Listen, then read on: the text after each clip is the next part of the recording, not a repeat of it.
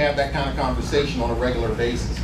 Because the vision of our school should drive the needs of should drive our ability to accomplish many of the things that we just talked about, to succeed on the challenges that we just talked about.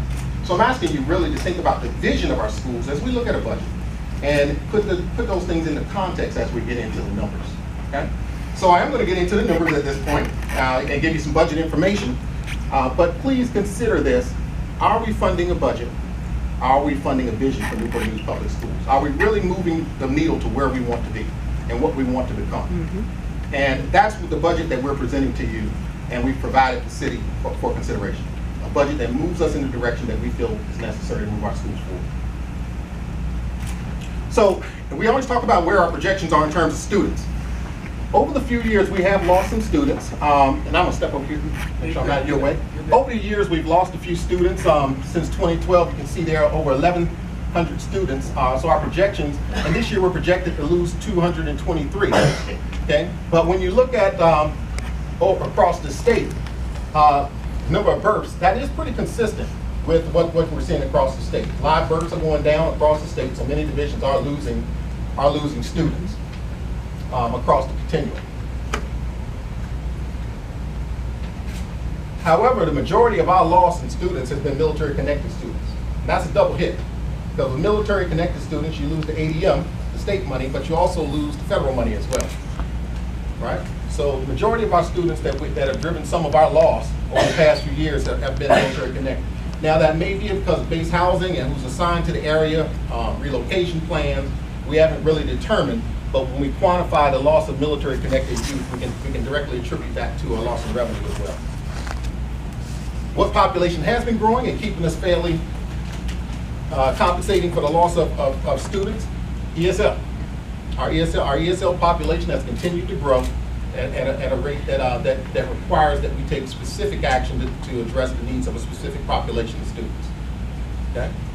So while we've seen students go down in one area, we've seen ESL go up in another area, and we have to change our supports to match the population of students who we have, which is why you'll continue to see ESL teachers and ESL supports in future budgets. Okay? Now, when you compensate for all of that, I think over the course of this time, I think the average is around 230-something overall students that have been lost, which is not overly significant when you look at Norfolk, Portsmouth, and schools that are comparable to Newport News. They've lost many more, 900, 1,000, and so forth. So 231 students is not really significant, but what's driving our growth is our ESL students. Okay? So how are we doing with ESL? Last year we were nationally recognized and won the Magna Award, which is a national recognition for providing quality service to ESL students. We were recognized at the National School Board meeting. So we're doing a very good job of providing services for our ESL students, but we need to continue to do so. So our budget drivers today, pretty much we talked about staffing. We're going to hit on compensation strategy, healthcare, safety, technology, and then building conditions. Many of those things that are in our request for the operational budget. I'll start with services to students, and this is where we talk strictly about where were positions added and where were positions lost. In FY19, and I'm going to give a biennial comparison because I think you want to know we're funded over biennium. So when I'm making some comparisons, it'll be a comparison over the 2 years, FY19 and FY20. In FY19, we reduced 39 positions. Okay, so a loss in student population. You also see a loss in staffing reduction. So are we adjusting to the population we have? I would definitely say yes, we are. And we're continuing to add ESL teachers as that population increases. And we'll need to continue to do that in future budget cycles if that trend continues. This current year, we're looking at we're proposing 9 staff reductions and 17 added positions. So over the course of the biennium, we actually have lost more positions than we're trying to add into the budget. Okay. So how's that trend followed over the past few years? We mentioned that we lost over 1,100 students since FY12, since fiscal year 2012. Okay, but we've also downsized our school division by 191.7 positions. Okay. So as we've lost the student population, we have reduced staff. And I think that's fiscally responsible in order to meet the needs of the population we serve. Positions based on SOQ, it's very important to mention that when the state gives a pay raise, 5%, 2%, whatever, they're only referring to SOQ positions that are funded through the standards of quality. But as a school division, we do not fund, all of our positions are not funded in the are not included in the standards of quality. So we still have to provide that raise, we still have to meet the needs of the staff who are not funded in the state budget. Okay, and the state only provides the bare minimum. So when they say a 5% raise, we still have to match the monies needed to give the other portion of our staff that raise, which makes us a little different than some of the other departments. Okay, and that's why we'll need to, and so roughly you're looking at about a 1% raise across the board in Newport News Public Schools is about $2.2 million. Okay, and the reason it's 2.2 is because we also have non-funded SOQ positions. Okay. So our compensation strategy is to increase the salaries for our employees and remain competitive. To continue to look at specific pockets of our population of teachers and other classified staff, and make sure that we're focused on those specific populations of staff to make sure they're competitive in a regional market. That may take the form of experience adjustments, which we call return to experience, or experience adjustments for bus drivers and then other classified staff. So we have compression adjustments for teachers, we have experience adjustments for support staff. It's basically the same thing. If they've been with us longer and their salaries are compressed, we have to decompress their salaries to make them more competitive. It's better to show you in this graph right here what does compression look like. So here we've been focusing on getting teachers in Newport News, right? And we've done a fairly good job of that. When we look at our rankings with other school divisions, current rankings, okay, we do a very good job of getting teachers in. But as we look down the range, look down to year 15, 20, the teachers who have been with us, we see that because of compression, in many cases, their salaries are not as competitive in the regional market. Now, who are these teachers? Okay, I just had met one this weekend at a barbershop. She just finished taking a certification course for reading as a reading instruction coach, and from the University of Virginia. She was finishing up the class, and she's going to do more work for us moving forward. But when she gets that rating, I would hate to lose her to Chesapeake, Virginia Beach, or any other school divisions, because now she is in a high need area. And same thing with special education teachers or math teachers or science teachers. As we get those teachers in an experience range on our scale, we have to find ways to get their salaries as competitive. And sometimes giving an across-the-board raise may not get us there because other divisions are doing the exact same thing. The question that I have is, what is the comparison? You give us this data, but what's the comparison between them and either the loss of their students? How many students have they lost, and what have they done as far as compensating for the loss of their students? So we get data, but that is only to me it's skewed because it's not giving me. I have it, okay. And I'll be happy to share that with you. And I have staff who are writing down questions. We'll be happy to share some divisions that have a comparable LCI to Newport News, and those divisions would be Hampton, Norfolk, Portsmouth. Primarily they have the same, roughly around the same LCI. They're considered roughly urban school division, which means that they have the same ratio of funding from the state and the locality. And we can show you the number of students they've lost. We can also show you the local support over the last few years. Okay, thank you. They'd be happy to share that. I do have that data. Yeah, and another thing with that too, I believe you would have to also look at, it seems like, because some people everything is not about income while people are leaving. Some people, just being out in the community, some of our schools have some low performing teachers who, sometimes they think the community they work in is too difficult for the kids. So I hope it's just not a report making it, because to me it should always be some merit as well with people getting raised, some consideration, because if you're a teacher and your performance, I get a lot of calls from people that seem like teachers cannot manage a classroom. So you shouldn't just keep getting money if your performance is not good. If you have a good way of evaluating your teachers, which we do. We use the state rating, the strong rating for evaluation for teachers. The teachers who are not performing well are usually put on plans, and if they don't show improvement, there are recommendations to terminate their contract.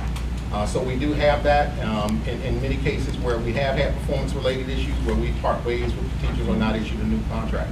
It's important to know that the state increased the probationary status of teachers from a 3-year cycle to 5 years now.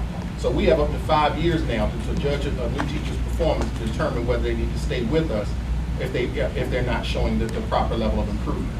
My concern with showing this graph here is that we run the risk of our teachers who are teaching advanced placement, dual enrollment, high level math, all of the other programs that we need to keep our division running. We run the risk of losing those teachers to a competitive scale of other divisions who are openly recruiting our folks.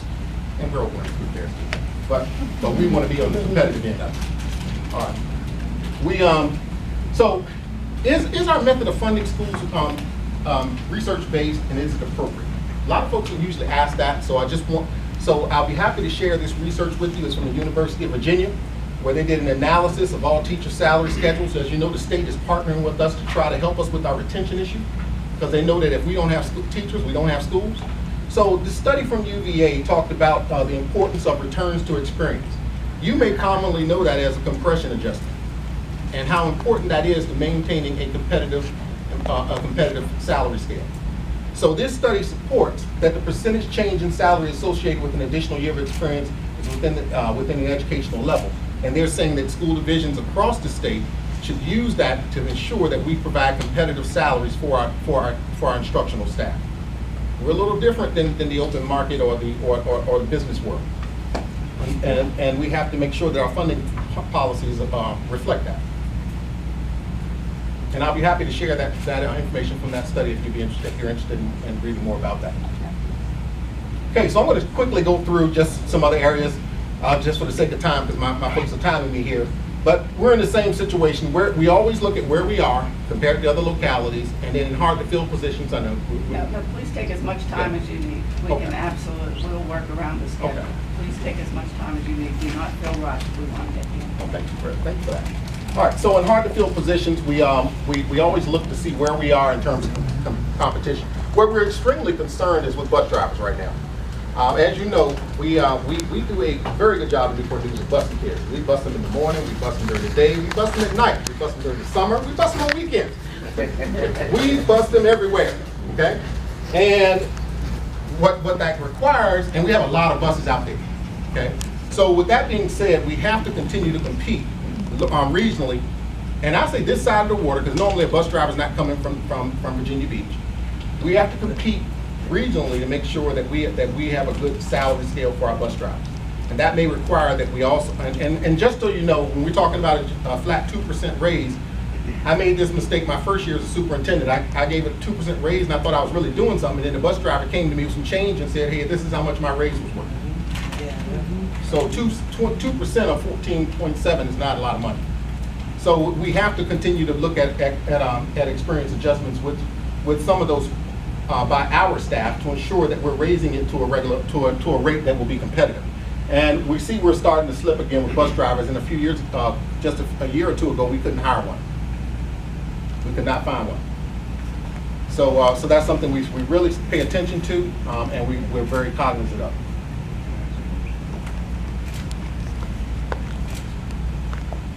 So the state is funding, so just so we're aware, the city manager presented the budget that included the governor's proposed budget. And as we're aware, the governor's proposed budget was not the budget that the General Assembly went with. The General Assembly made some changes, right? So I just want to make sure I clarify what the state is now requiring of us in terms of salary, okay? In terms of salaries or raises. The state is funding a 5% salary increase for SOQ positions over the biennium.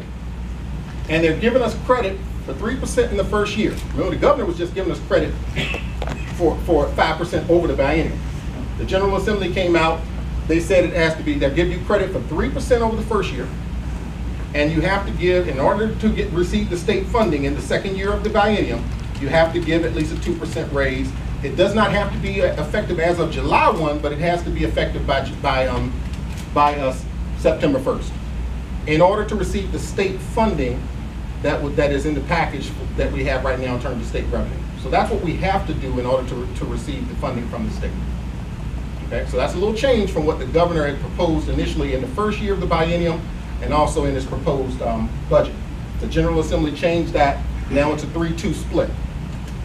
Okay, so we're required to give at least 2% this year in order to meet the requirements of the state funding.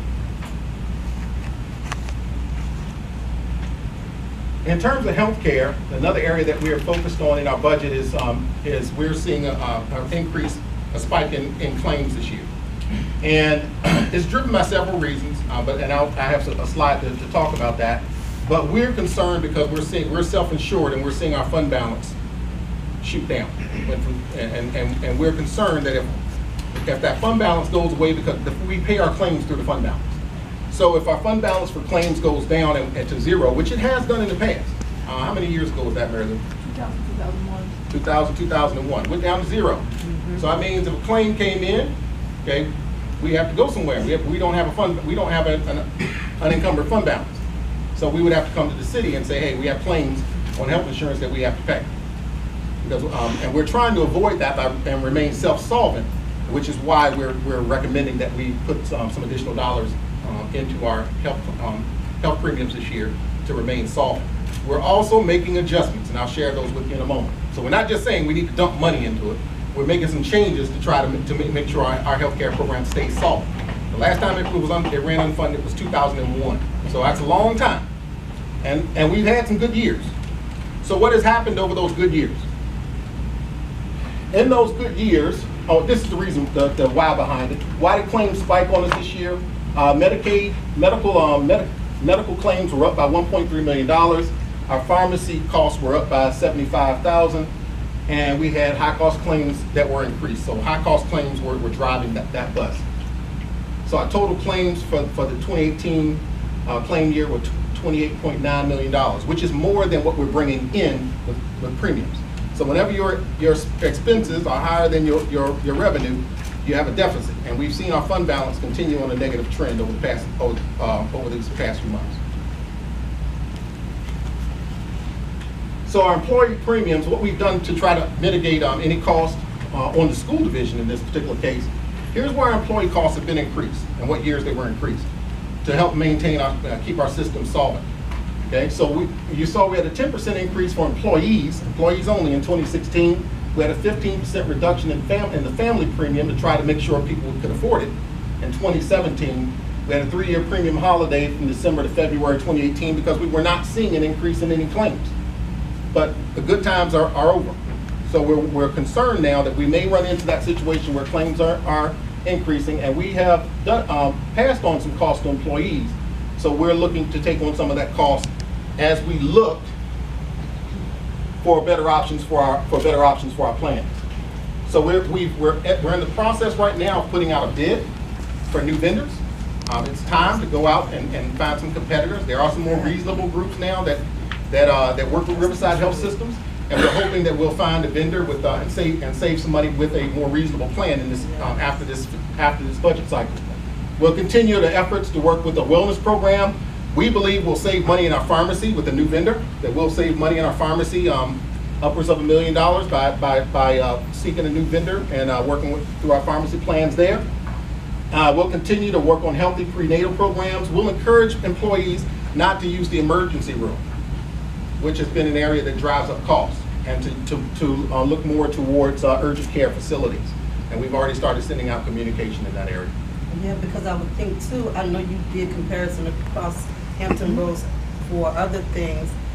I would encourage you to do the same for this as well. See what, in particular, who they have too. So yes. Who are the other localities using? Yes, ma'am. And our bid is going out. We'll see what we get, and we're hoping to have that bid process completed this spring. So when I came in July, I scheduled meetings with city manager, mayor, most city council. I met with most of the city council members. Thank you for your time over the summer. And many of you had a very consistent message. You were saying that you felt that our budget cycle process, needed to be tweaked. No more collaboration, but there were many concerns with how we represented not only capital needs in our budget and how we represented needs like technology and surplus. And we would like a more transparent budget that allows us to reflect on those things. So one of the things we did this year, and you'll see in this year's budget, is we created a cash capital line items just like pretty much like you have in your city budget. Okay, and the cash capital items are specified specifically what we need to fund in terms of technology, in terms of maintenance, and other areas. So it's exactly what you have modeled in your city budget. So in this particular case, city funding for technology was 2.4, has been forever, $2.4 million, correct? All right? We spend on average over $5.4 million in technology. So obviously there are needs in our budget that far exceed what we're receiving in revenue from the city for specific items. The CIP budget for Newport News usually runs around $9 million for our building maintenance needs. We have predominantly many other systems that are not funded through the city CIP budget. Okay, and I think I showed you a graph of that a while back. This is from October.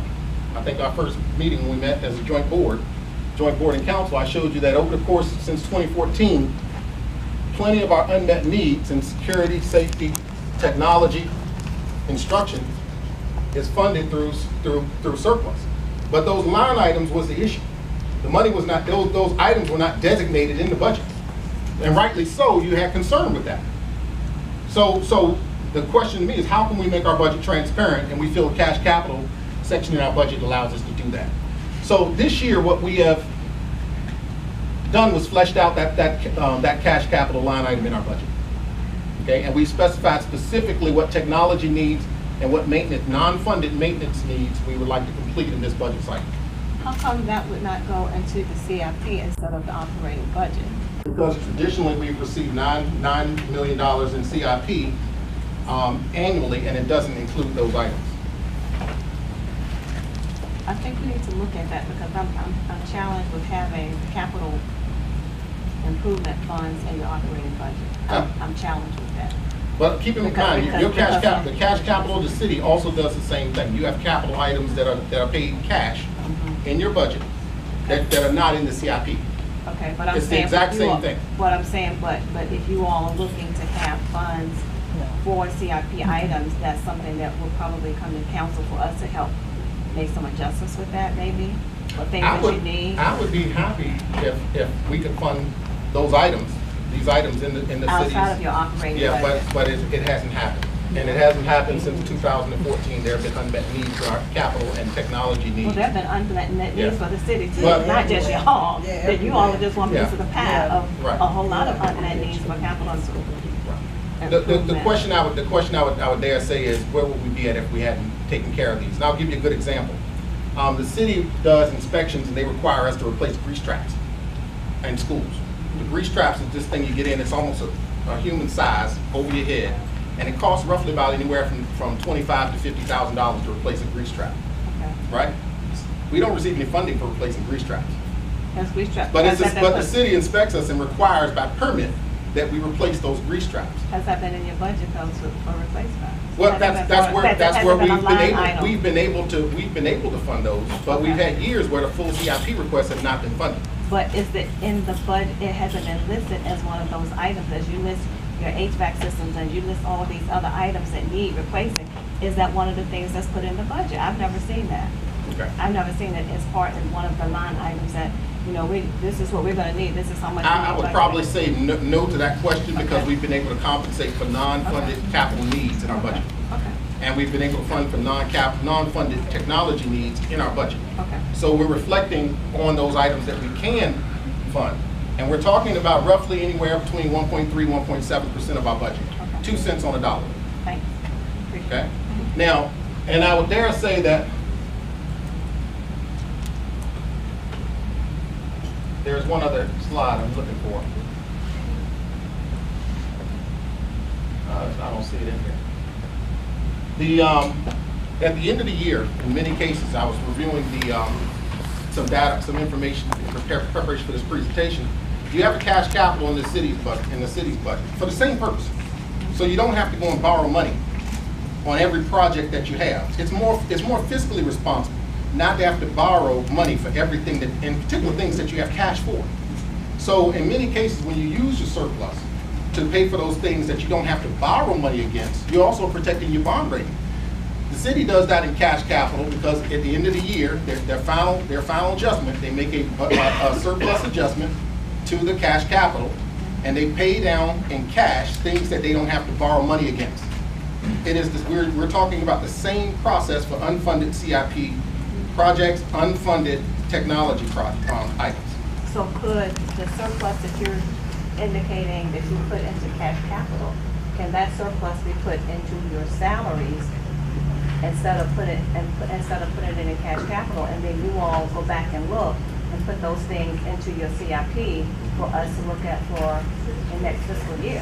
Here's why I would say, to answer that question, I would